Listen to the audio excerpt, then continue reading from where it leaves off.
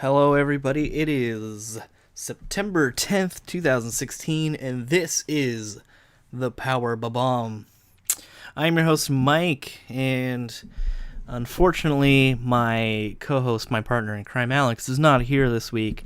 We're both very busy and just could not get a handle on what we were doing. So, while there is a segment with us together a little bit later at the end of the show where we go over our top 10 best wrestlers of all time, I am here to give us a quick recap, the best I can do on my own from what I can remember and the notes I wrote down. And I will also recap our picks for the pay-per-view tomorrow night, Backlash. Now, this will be going up Sunday after the pay-per-view, so please forgive me for that. Let's jump right in with Raw. Mick and Steph do an opening. That's all I have written down, and it's pretty standard practice for WWE. Yes, they argue. Mick telling Stephanie, "Oh, tell me you didn't know anything about it. You knew about Triple H is going to do his thing." She's like, "No." And he's like, "I don't believe you. You used to be a girl with a shy smile, and you're don't lie to me. So just tell me, tell me you didn't lie." Because the first time he was like, "Tell me you didn't lie." She's like, "I didn't know." She's like, "I don't believe you." And then she says it again, and Mick says, "Well, I guess I have to believe you, because if I didn't, and you're a good liar and a bad person." Now, Kevin Owens comes out to a ridiculous amount of pyro, an insane amount, so insane that he actually looks like... There's a gif of Kevin Nash walking down the ramp in Nitro, and he gets such an insane amount of pyro that he actually looks back and laughs at it. Like, this is dumb. And Kevin Owens kind of had that moment. Balloons are falling from the ring even before he comes out. He ignores Mick. The crowd is chanting, and he accuses them of hijacking his moment. Seth comes out, and he is on fire, man, and the crowd is getting behind him. He is calling everyone out. He's saying everybody's in Stephanie's pocket. He flips out, baby. So Seth, he comes out like a man on fire. It's obviously gearing up for Seth Rollins' babyface turn, and a Seth KO matchup in the future. I think Jericho accuses someone of being a holy foley mark. I don't remember who, but I am glad to see that Jericho and Kevin Owens are still together doing their thing, because they are so entertaining together, man. Drink it in, man.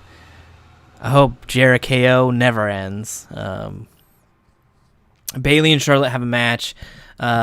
Charlotte is making Dana take notes the entire time, which is hilarious. I love this, and I actually have theories about this as well. Bayley during the match gets fired up in the corner. She's hitting Charlotte, but she's got a leg injury that she's selling as well. Throughout the match, Charlotte berates Dana and says, "Take notes." And Dana, as great as she is, I love her when she's just talking. She says, "I know, I am taking notes." Bayley wins on one leg and one leg alone with a slight Dana Brooke distraction. I hope that she keeps taking notes for all of Charlotte's matches, and she's actually taking notes on how to beat Charlotte and becomes the master. Not very likely, I know. There's Connor's Cure segment, and everyone is wearing the Connor's Cure patch. Connor the Crusher is a very sad story, and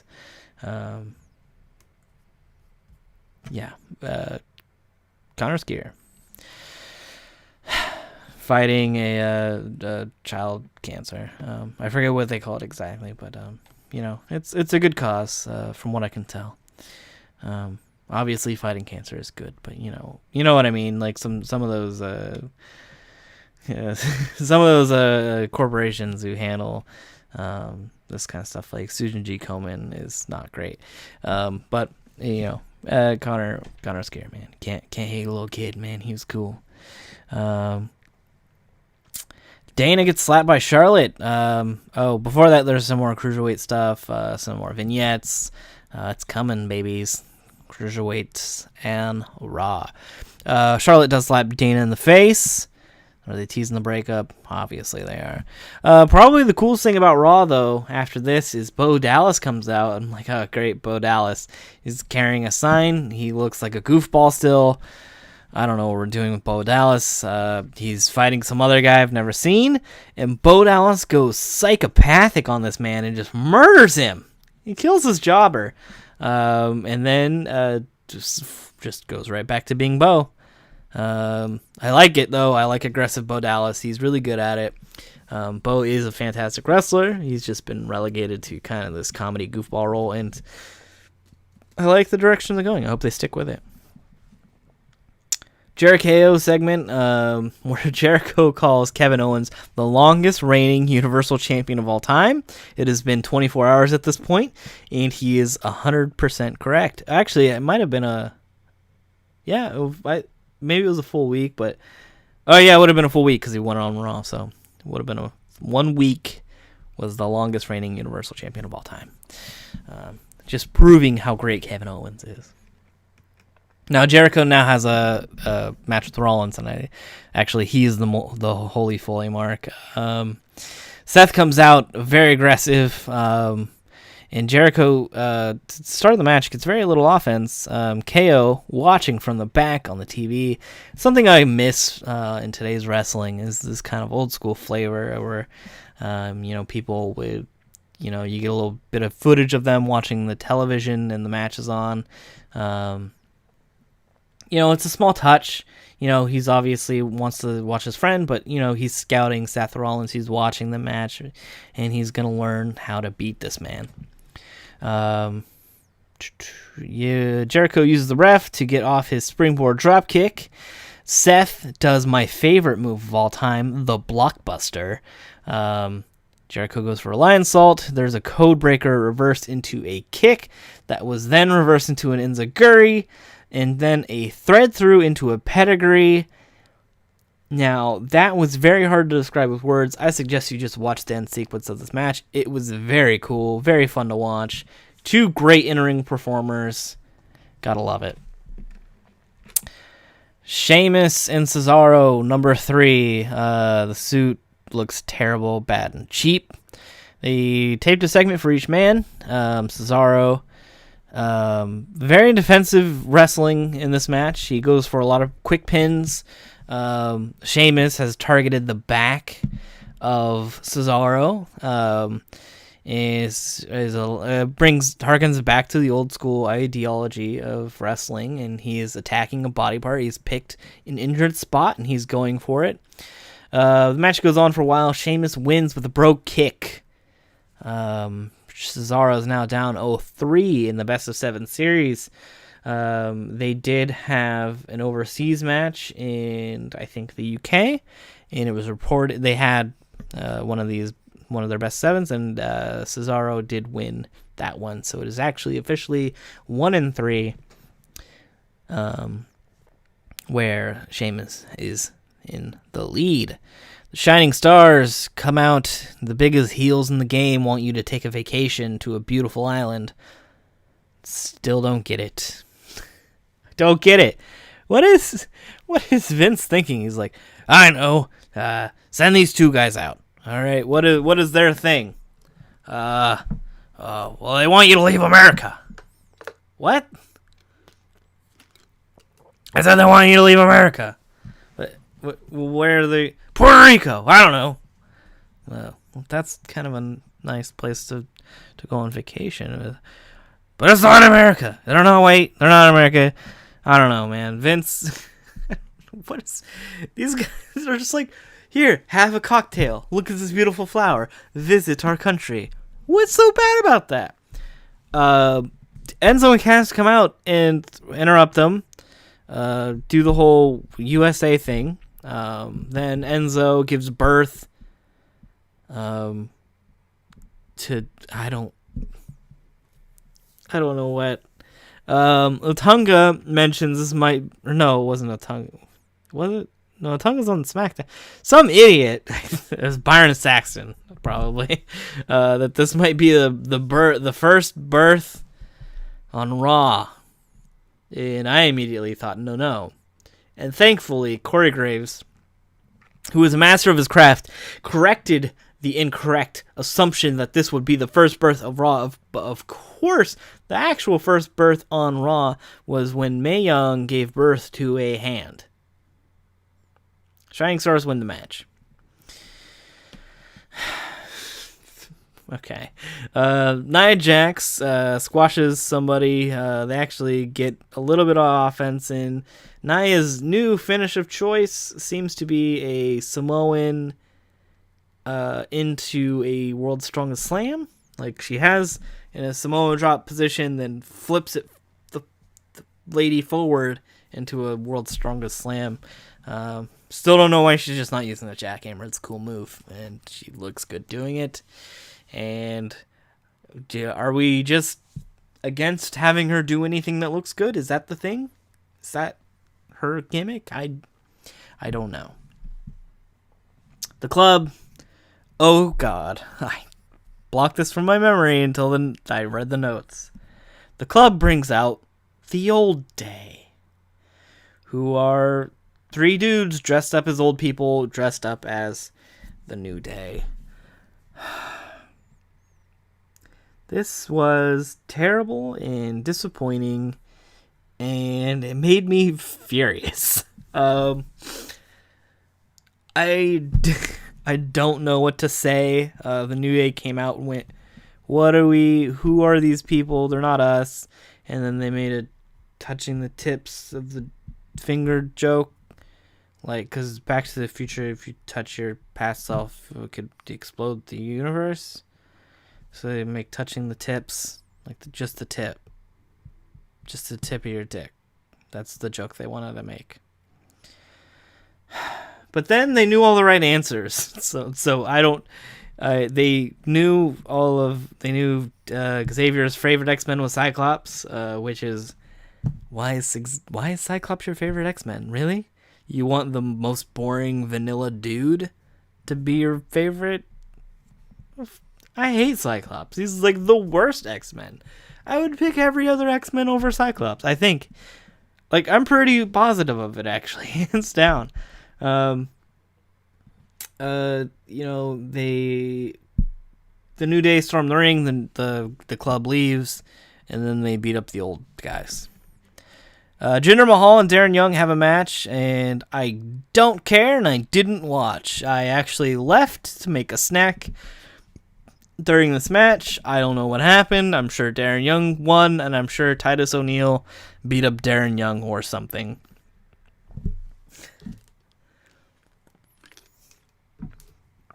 I bet you that was an exact recap of what actually happened. I probably could have not said if I had watched the match or not. That's how confident I was in the outcome of that match. Alicia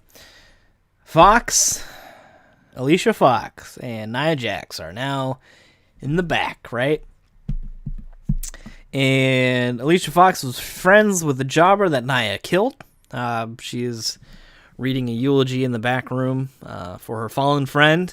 She comes out, and Nia says some stuff like, I just killed your friend.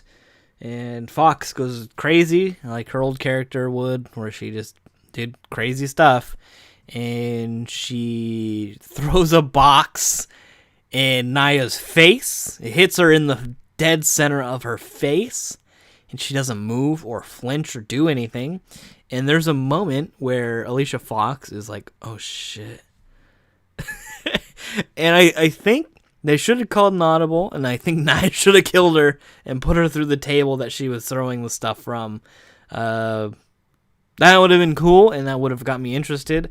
I don't care about Alicia Fox in the least. I don't care about this feud. It's nice that they're giving Nia a small step forward, much like they give to Braun Strowman, who took on Sin Cara in the next match. Sin Cara had an interview where he wanted to fight for Lucha Pride. They wrestle. I mean, Strowman doesn't. I guess Sin Cara sort of does. Strowman beats him up and wins by countout. Kind of weird, but whatever. Braun Strowman doing Braun Strowman stuff, beating up smaller people. So maybe they're going to move him up from Sin Cara to someone else. And eventually, the main event of WrestleMania next year will be Braun Strowman versus the Lone Wolf, Baron Corbin. Imagine that. Sasha Banks comes out. And by now you probably know the outcome of this announcement. But she had twittered that there was some bad news that she had to deliver to the WWE Universe. And they tease this all show long. And as she gives this emotional speech and gets teary-eyed, you're thinking, oh no, Sasha's truly hurt. They had been saying that she was going to take some time off because of an injury. She had been beat up previously before that match with Charlotte, and that's why she dropped the title. Well, Dana comes out and says, well, you know what? You're too bad. I'm going to beat you up. I don't care what you're saying. I'm just going to beat you up. And then Sasha says, well, you know, that's too bad because the bad news isn't for these people. It's for Charlotte because I'm healthy and I'm going to take my title. Does the bank statement on Dana Brooke and leaves looking like a flawless queen that she is. Now, Sami Zayn versus Kevin Owens in the main event. Sami Zayn not really selling his leg anymore from last week. And Kevin Owens is on fire. They are destined to do this ever, and they can go back to it forever, and I will never, ever, ever be mad. I love this feud. I don't care. It's good every time. I don't really know what more you could actually want out of this. They're doing their thing, and it's a fun watch every single time that it happens. They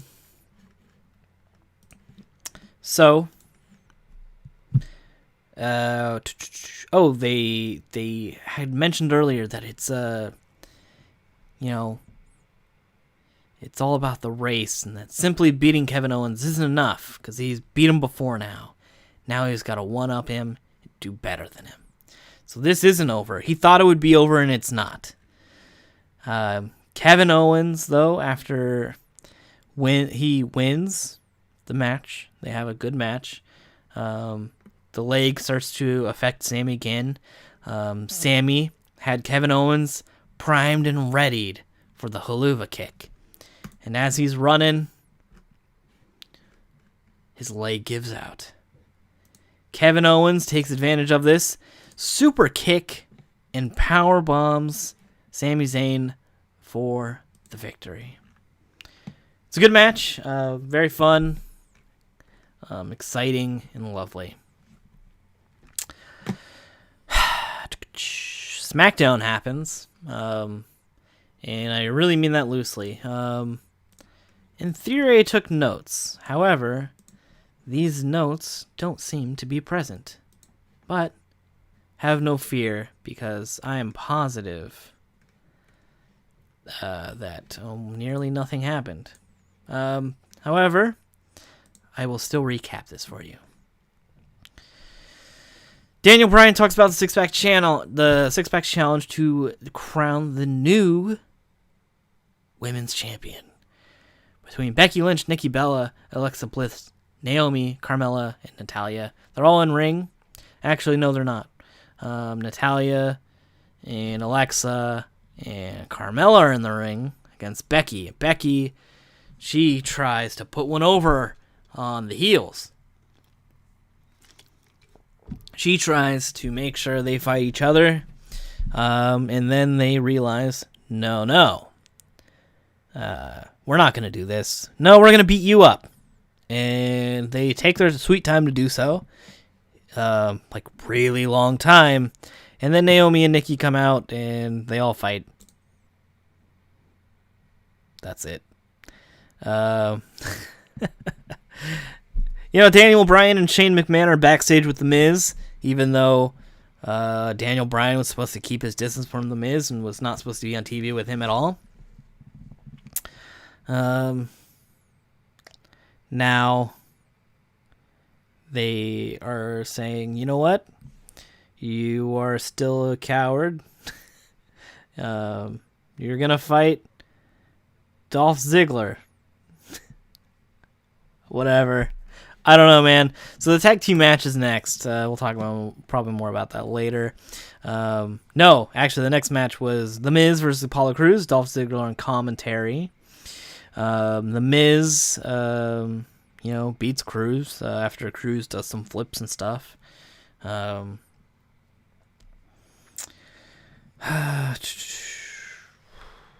Right, Miz shoved Crews into Ziggler. Miz then sent Crews shoulder first in the ring steps, gets him into the ring, does the scroll crushing finale. He leaves the IC title in the ring where Ziggler is standing over it, saying, "Come and get your title," because he wants to fight. He wants to beat The Miz up. He wants to do what Daniel Bryan can't. So that's why we should love Dolph Ziggler. But The Miz, he's no dummy. He sends in his wife to get the IC title. I don't know why The Miz just didn't pick it up and take it from her and say, "Nope, it's my title now." I don't know. Could have been cool. He just lets her take it. Renee Young talks to AJ Styles for a while. Styles wants to know who gave Renee the footage of him getting crotched on the ropes. And then he asked if it would be funny, if his family would think it was funny if he got fired. I don't know how this relates, but AJ Styles pissed that he got hit in the nuts. Not the best storyline heading into a pay-per-view, but he shoves the guy and walks away. The Usos then have an interview where they're still Usoing it up, talking about their match against American Alpha. And they don't like being the underdogs.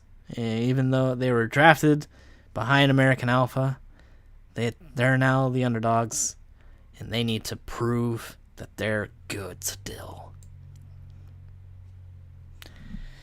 Bray Wyatt came out and talked for a while. It was mildly interesting. But imagine Bray Wyatt talking, and that's the segment that happened. I'm going to move forward. We're going to rapid fire this stuff. Now, all 6 women are having a match. Actually, I heard this match was good. And I'm telling you that I heard it was good because I did not watch. Typically, 6-woman tag matches are pretty bad. I went to grab a sandwich. Natalya, Naomi, and Carmella won via submission. Let's see. Naomi drop kicks send Natalya outside. Becky speared Alexa Bliss out of the ring. And Carmella gets Nikki trapped in the code of silence, which forces Nikki to tap. Daniel Bryan is bitter because he does that move better. American Alpha versus Usos in the tag tournament. American Alpha wins super quickly, and then the Usos come back on the ring. They want to shake the hands of American Alpha. Jimmy super kicks Jordan, and they attack Gable. Jordan is sent into the ring post, and then they focus on Chad Gable as Jimmy holds Gable, and Jay hits him with a jumping thrust kick to the back of the knee. Then they get him in single crab, and they actually hold his leg out while Jimmy does an Uso splash to the back of Gable's knee, taking him out. So they've won the war, not the battle. American Alpha win the match. Randy Orton had a promo. He talks about eating a rabbit. It's kind of weird. Fandango and Kane or some... Fandango's in the ring, and he's saying, I'm sorry that Tyler Breeze is not here. But he wants to dance. And there's some lady in the ring, and she's not dancing the way that Fandango thinks she should dance. Kane comes out, kills Fandango, dances, and then leaves. AJ Styles walks by, and he thinks this man is taking a photo of AJ. He says, why are you taking a photo of me? He's like, no, I'm not. This is my family.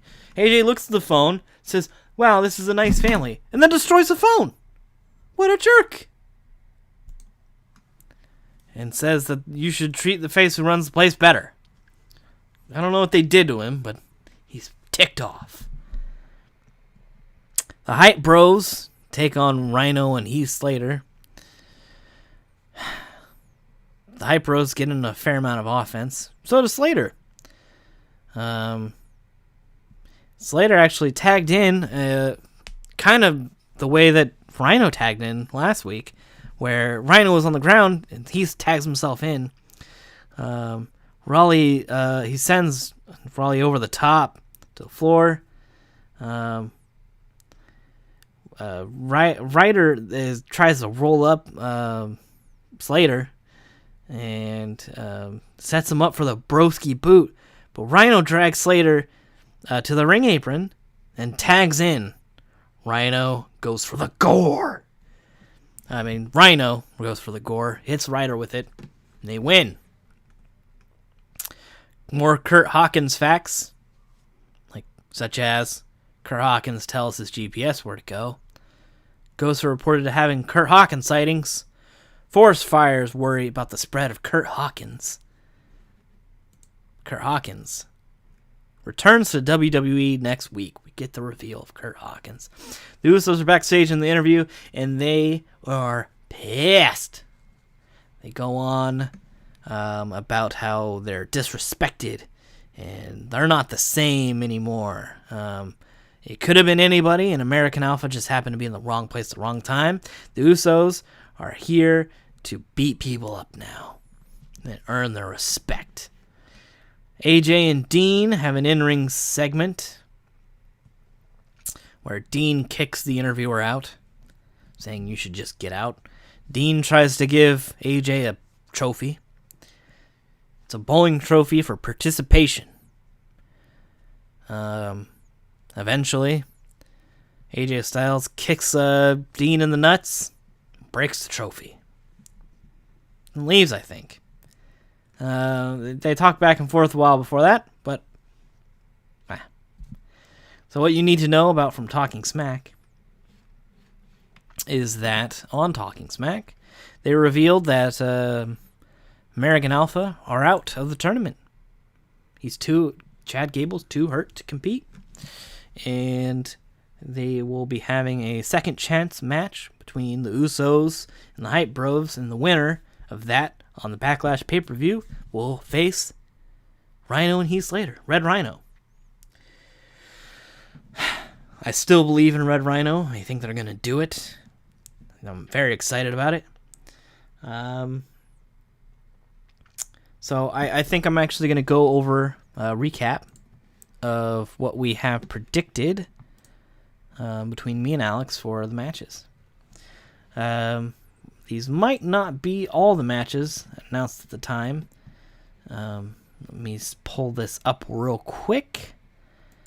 And as I say real quick, it's probably not going to be so quick. It might be a little sluggish. Let's see what we got. Bob-omb. Okay. So, we have the Losers vs. Hype Bros, which just got announced that we actually didn't talk about. But let's see what we got here. We did make predictions on what we knew at the time. So for the tag match, he had American Alpha, so that's not going to happen. And I had the Red Rhino, so I have a chance. We have the women's. I have Becky Lynch winning it all, and he has Nikki Bella. The IC belt, we both have the Miz winning. The grudge match with Randy Orton and Bray Wyatt. I actually have Bray winning, and he has Randy Orton. Though he loves Bray so much, he just knows that Bray never wins. I have faith in Bray, though. And the world title match, we both have AJ Styles winning the title. You know, it's a short 6 matches in this 3-hour pay-per-view. That's not a lot. It'll be interesting to see what they fill it with. And in fact, after I end this, I will go watch the pay-per-view. So, that being said, I think that's all I need to talk about.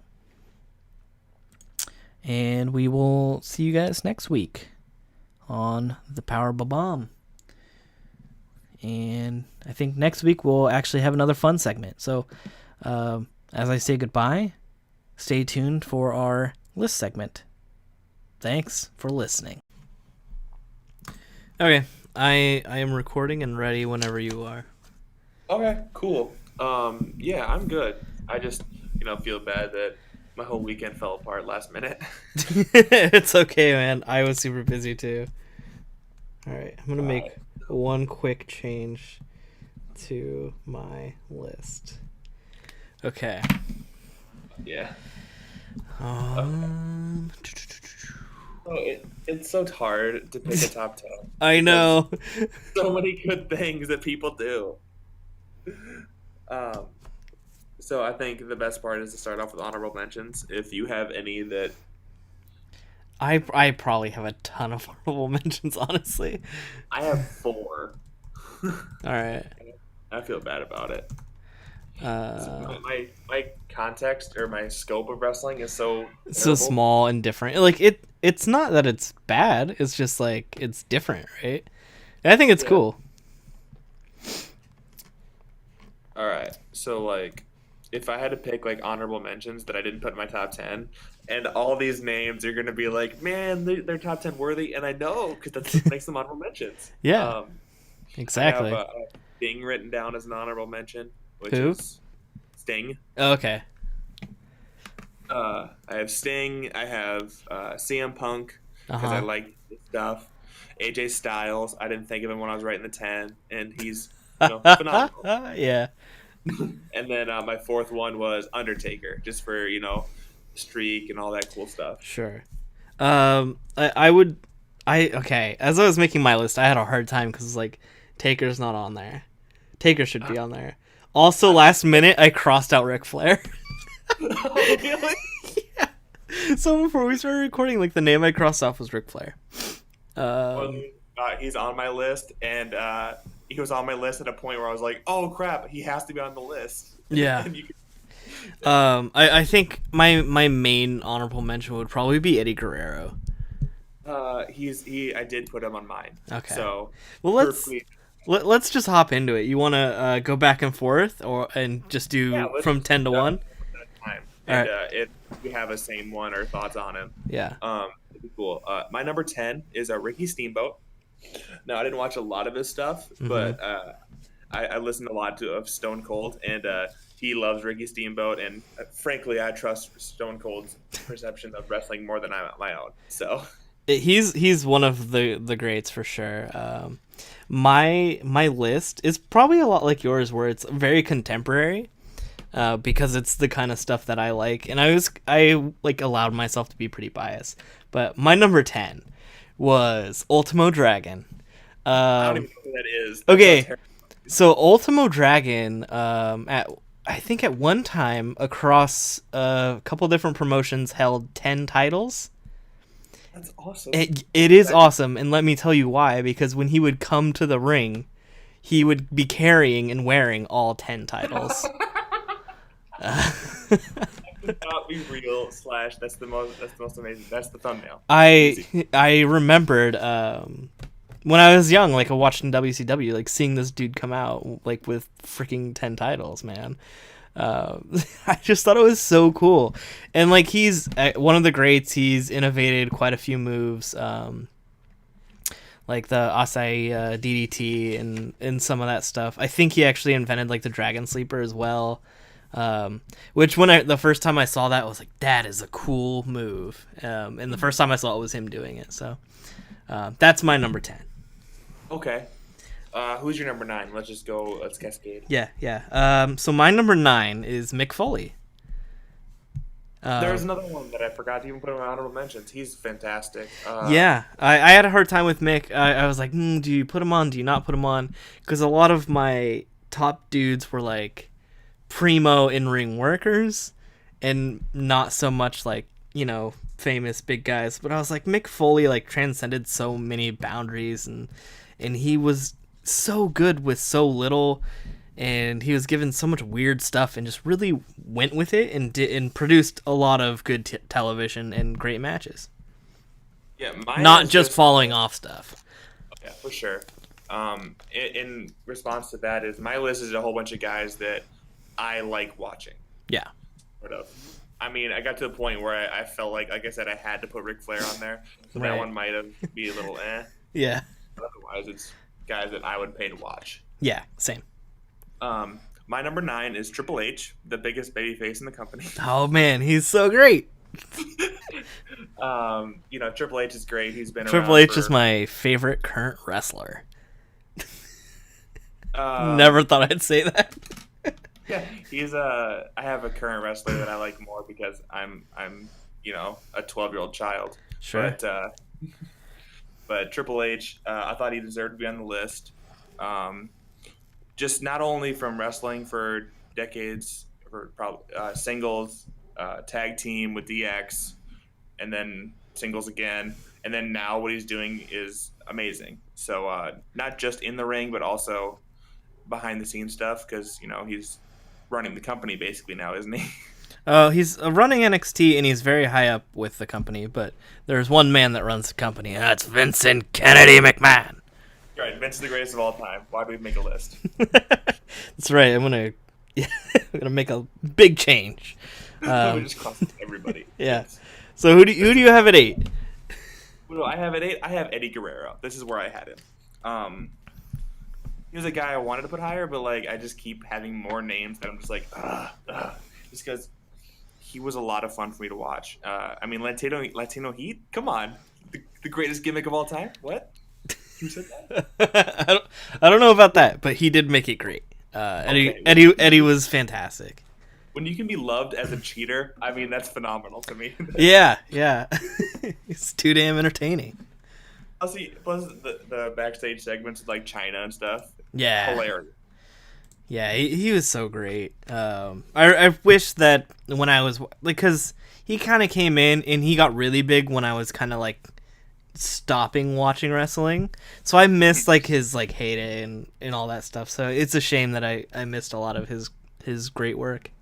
Well, to be fair, I came in right at the tail end, right before obviously tragedies. Yeah.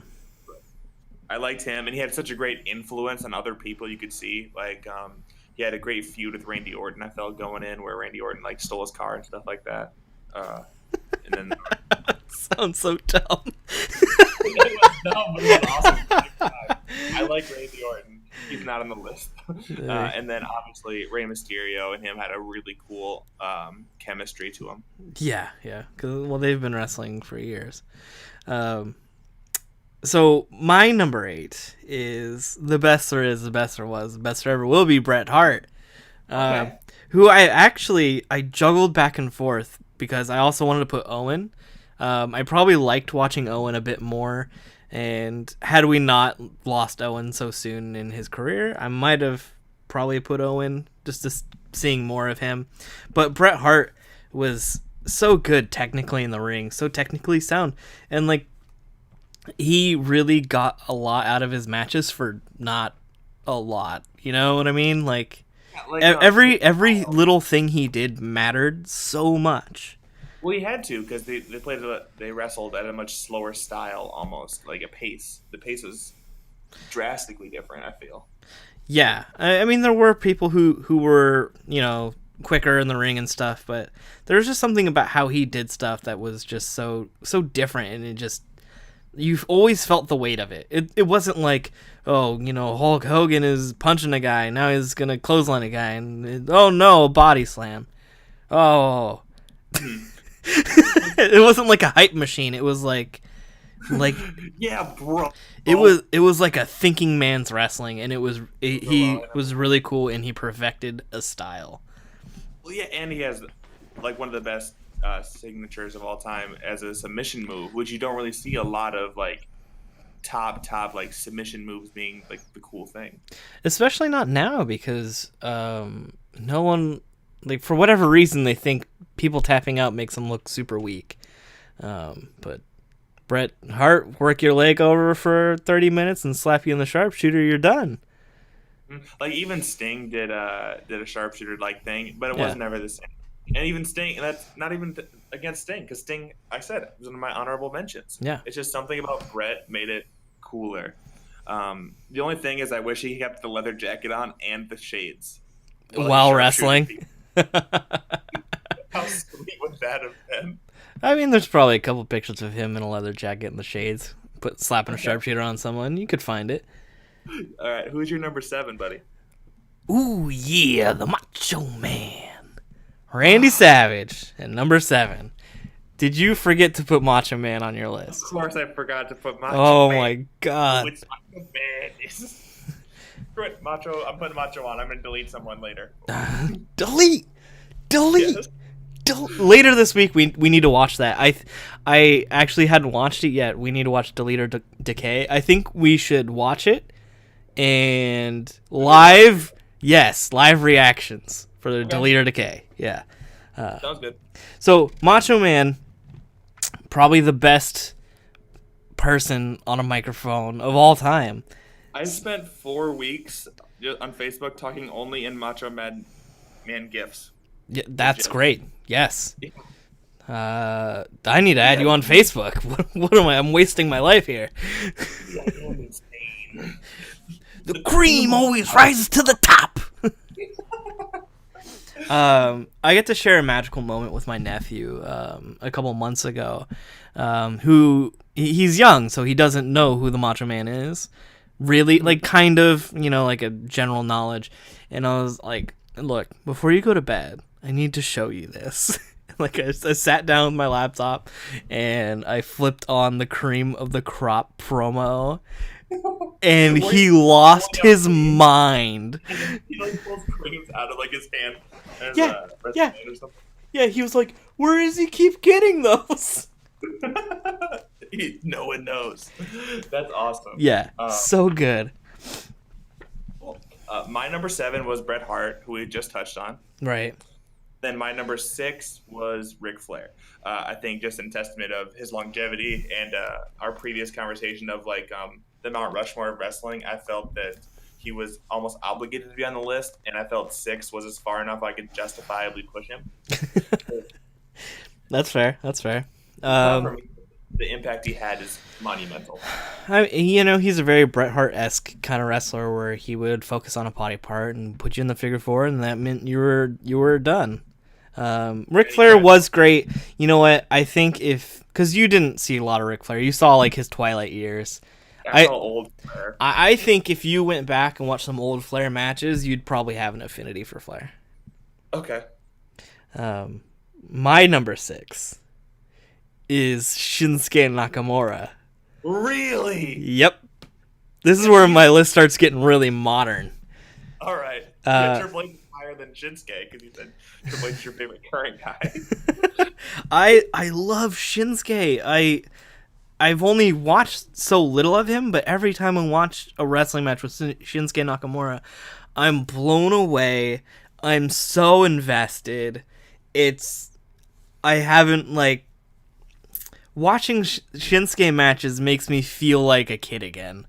And for that, and, you know, his other, like, he's already in the Wrestling Observer Hall of Fame, and he's still wrestling.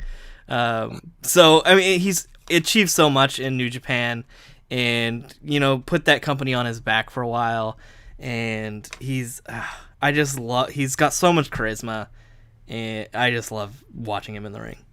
We've talked about it a little bit, but I'm going to remind you that my ringtone is his NXT music. So whenever someone calls me, it's like those sick ass. So good.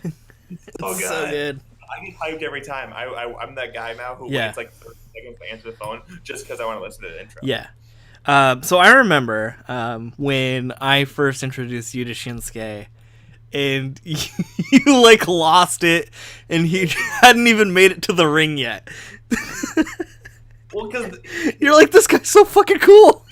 This guy's the man. Because here's the thing: is I'm a huge Michael Jackson type guy. Yeah. I love me some Michael, and with his like leather pants, and I was like, I see you with the influences. Yeah, a little bit of Michael, a little bit of Freddie Mercury, some good stuff, man. And Freddie Mercury, legend. Yeah.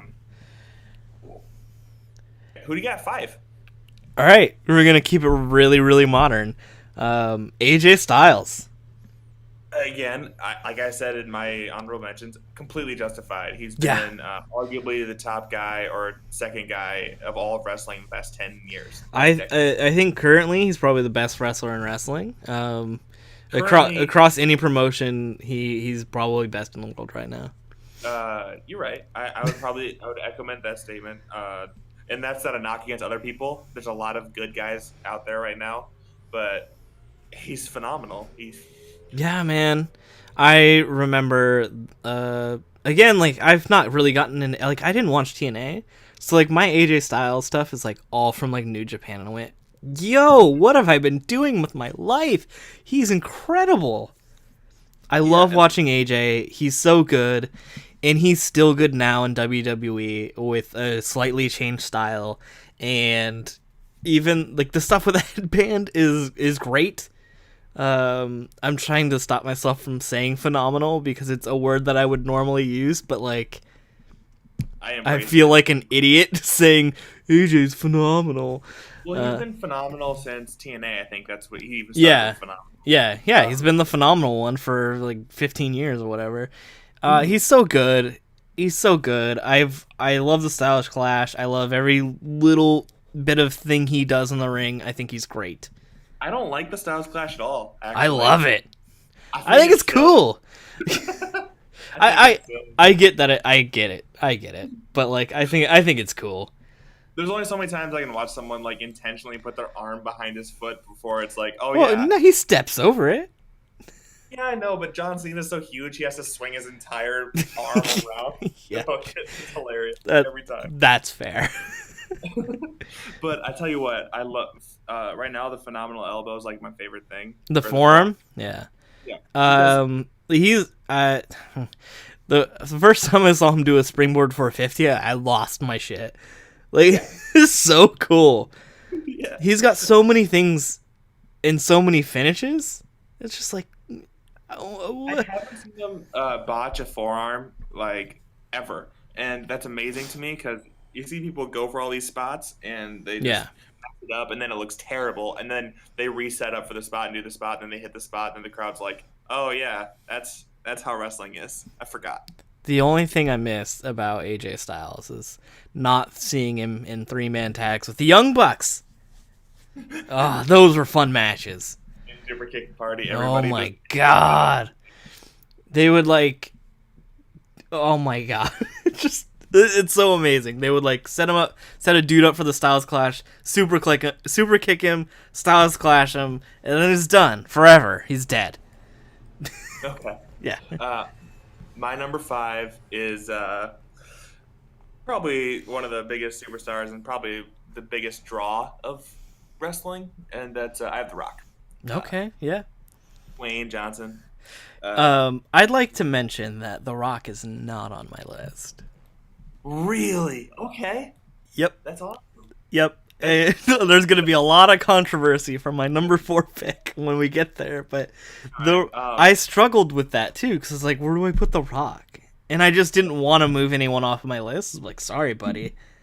Yeah, so Rock's my number 5. He's The Rock. But there's really not more to say. Great on the mic. Super athletic, super funny, and he could be funny and like it wouldn't deter you from like what his goal. Right, Yeah. like Dean funny, like Dean Ambrose funny is kind of like it like takes you out of it. But like The Rock, you would believe that he would crack a joke at your expense, but still want to murder you. Yeah. All right. And then my number 4 is I'm deleting it. It was Hogan, but I'm putting Macho Man. I don't care. Attaboy. Screw Hogan. Hogan's not on my list either. Good. Yeah, just fuck Hogan, man. He sucks. Macho Man's great. So, since we already talked about Macho Man, I'm gonna jump into my number 4, and I'm gonna say that my 4th all-time best wrestler is X-Pac. Okay. Yes. No. Pause. Okay, tell me why he's not great. He was always the other guy. 220, 221, whatever you need. He would wrestle lightweights. He would wrestle heavyweights. It was fun watching him in lightweight matches because he would wrestle like a heavyweight, and you wouldn't imagine that because he's like 200 pounds, but he was like way bigger than a lightweight. You can say what you want about him being like, oh, he was like the third wheel in like every faction he was in. That's what I said. But, he's the other guy.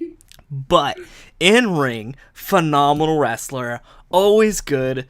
I could not sit here and tell you a bad X-Pac match. Even, well, the one with AJ wasn't good because he was like, that was when he was like high on like dope.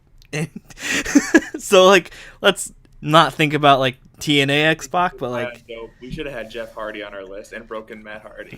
Jeff Hardy, that's my favorite match of all time, is Jeff Hardy versus Sting in the quickest match of all time. And that the guy from the crowd's like, that sucked. Sting's like, I know, it did suck. So X-Pac was great, and even before X-Pac, he was really great as the 1-2-3 Kid in 6. I would recommend. I don't know if you've ever seen this match, but Bret Hart versus the 1-2-3 Kid, 1994 Raw. If you just type it in, it will pop up because it is a phenomenal match. It's really incredible. I think everybody should watch this match. So if you've not seen this match, you watch that match and then you'll go, okay, I get why he's 4. Okay, and then who's your 3rd? My 3rd, CM Punk. Okay, yeah, like I said, I wanted to put CM Punk, didn't know where to put him, and then even then, I didn't see enough of him, I feel, to justifiably put him somewhere. I feel so comfortable putting CM Punk at like the 3rd best of all time. I had him in my number 2 guy flip-flopped at one point, but I just flopped him back. But CM Punk at 3, phenomenal in ring, great on the microphone. He was the person that actually got me to watch wrestling again. I was kind of flipping through, and I didn't know who he was, and then like the first time I was watching wrestling again was like the Pipe Bomb. And I watched it and went, I need to know everything about this man. I need to watch whatever he's involved with, because that was so great. One of the like 3 5-star matches that ever happened in North America. There's got 2 5-star matches. Oh, he does. Maybe it was within like some amount of time. But yeah, he's got one with Samoa Joe, one with John Cena. Yeah. He's so good. I don't care, man. He's so good. I think he's very deserving about being remembered as a high point in wrestling. With him and Joe, who was the face? Or are they double heels? I couldn't tell you. He might have been. They might have just been settling some. I have no idea. I wish I had watched Ring of Honor during that era, because that was probably a really cool era to watch Ring of Honor. Because you would have had Zayn, KO, Joe, Punk. I think Raven was around. Like, it was Kevin Steen. Yeah, sorry, Steen, Generico. My bad. Yeah, Generico. No, Sami Zayn. Yeah. So CM Punk at 3. Okay, my 3 is the guy he fought in Money in the Bank for the 5-star. I have John Cena. Everyone hates me. I got it. Cool. John Cena's so deserving of being high on any list. Like, whatever. No. Yeah. Because I decided I'm gonna put my favorite, like, I started off the list was like, all right, my first 6 were like my favorite in-ring wrestlers, and then I went, okay, I have to put Macho Man, okay, I have to put Bret Hart probably, Mick Foley deserves it, and then who is 10? So that's kind of how I did it. Ran out of people real quick, as I did too. John Cena is really good, and especially in the last, I don't know, 4 years, he's been putting on 4 or 5 years. He's been putting on great matches. Yeah, probably. Before that, he was terrible and bad, and there was a reason why everyone was booing him. Doctor of Thugonomics was fun. I know he didn't have the talent there yet, but he was fun to watch. How much did you enjoy his freestyles? So much.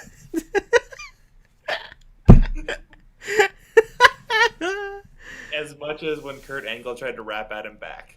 That was the funniest thing. Well, Kurt Angle can can turn anything into gold. He's great. Hashtag Mars. Yeah.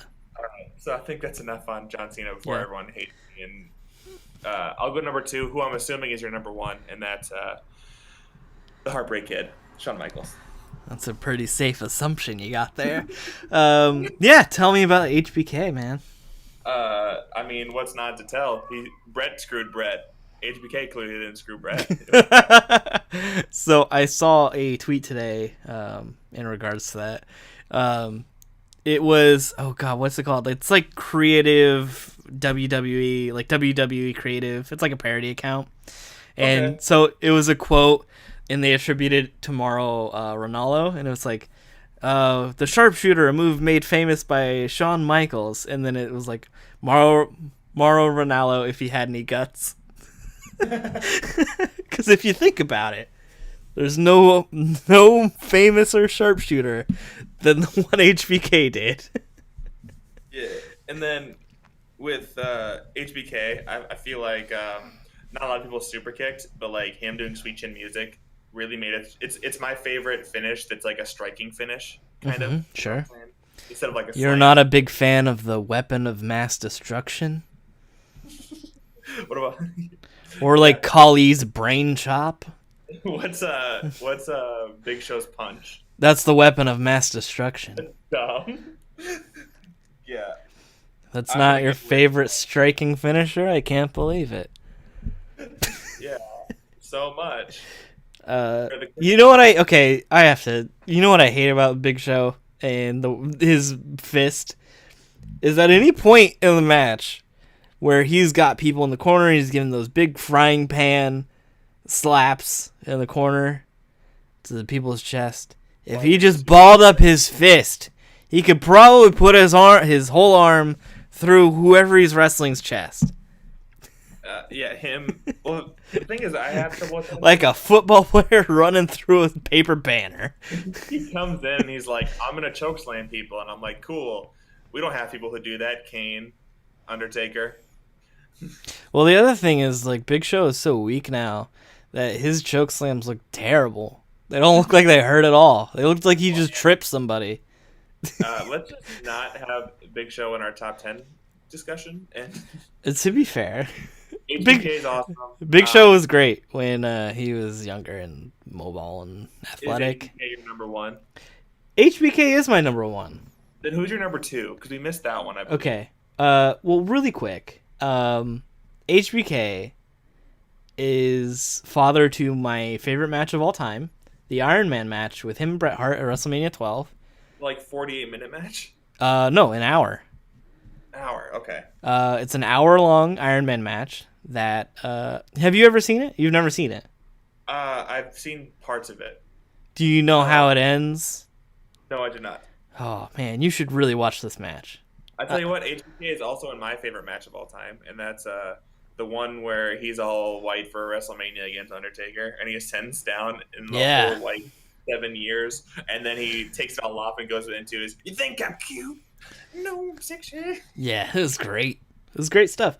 I'm gonna recommend you watch this match whenever you have a free hour and you feel like watching HBK and Bret Hart put on a clinic. For sure. All right. Okay.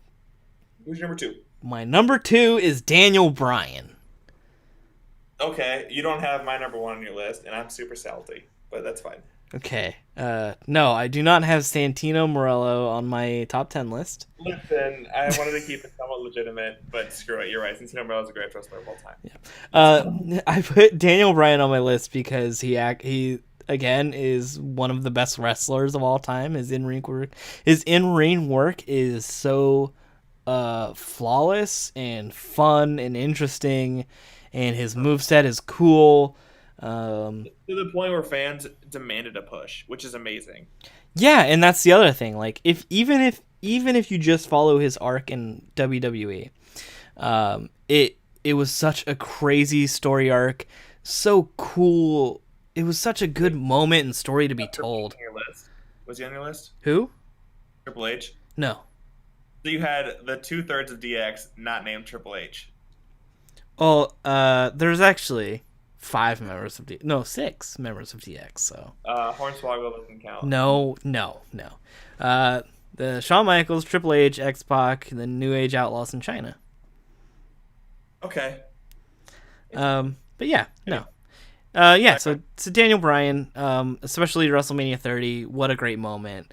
Like the fans made that happen, and that was incredible. And he deserved every second of it. Was that? Yeah, that was when that happened. Yeah, that is what that happened. Yeah. Yeah, that was probably one of the most shocking moments in wrestling. So, who is your number 1? Stone Cold Steve Austin. Right. Yep. And like I said, I felt really weird not having The Rock and Stone Cold on my list, but no regrets, as they say, these kids today. My list started as that conversation we had with like the Mount Rushmore of wrestling. So I started with Stone Cold, The Rock, John Cena, and Flair / Hogan. Yeah. And then I already had 4 or 5 on my list, and I was like, oh, that's sweet. And then I was like, well, Shawn Michaels was hella awesome forever, so there's 6. Bret Hart's Bret Hart. 7, and I'm like, oh, great. Now I got to figure out the last 3, which ended up with Eddie Guerrero, Triple H, and Ricky Steamboat for a recap. But yeah, Stone Cold's my favorite of all time. Beer truck, got up on Santino Marella, and it's fantastic. Yeah. Can't fault you. Stone Cold is one of the greatest of all time, probably the most popular, probably drew the most money. He was the head. He was the top dude at the top time for wrestling. And that's impressive. Well, the biggest thing is like each generation has only had like one guy, so the fact that him and The Rock were able to bring each other up so much higher is probably what really did it for him. I think what it was is just like wrestling was never and probably will never ever be like that popular that it was at that time. So like it was like there was enough room for everybody. Like, you know what I mean? Like today in today's wrestling world, there's no room for that. There's one guy, and that's who that guy's gonna be. Who runs the place is here. So let's do a quick recap. What is your top 10? Okay, I had Ricky Steamboat, Triple H, Eddie Guerrero, Bret Hart, Ric Flair, The Rock. I deleted Hogan, so it's now Macho Man. And then I had John Cena, HBK, Stone Cold. Great. And my top 10 from 10 to 1 is Ultimo Dragon, Mick Foley, and all of his personas, Bret Hart, The Macho Man, Randy Savage, Shinsuke Nakamura, AJ Styles, Sean Waltman, and all of his personas, CM Punk, Daniel Bryan, and Shawn Michaels. let's end this with one question that I have for you, and then if you have a question for my list, you can ask it. Okay. If you only had to pick one Mick Foley persona, tell me why it isn't Dude Love. Why it isn't? Yeah. I don't have enough time. I really don't. Okay. All right. Here, let me pitch it to you this way. When I was a child watching Dude Love probably debuted, let's say 99 or 2000. Okay. Little Mikey was 12-ish, let's say.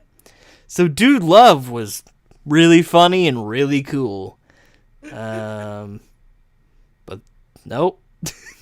It's not. Was it Cactus Jack? I would lean Cactus Jack. As my current favorite, I would say Cactus Jack. Cactus Jack and Mankind are obviously like the best ones, and then Dude Love was always like forgotten stepchild. Yeah. I feel. I don't like Mick Foley as Mick Foley.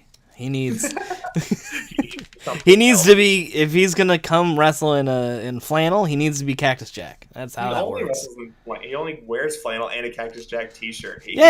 Just say you're Cactus Jack, please. Like, I'm not here to see Mick Foley wrestle. I want to see Cactus Jack do some stuff. Bang bang. All right.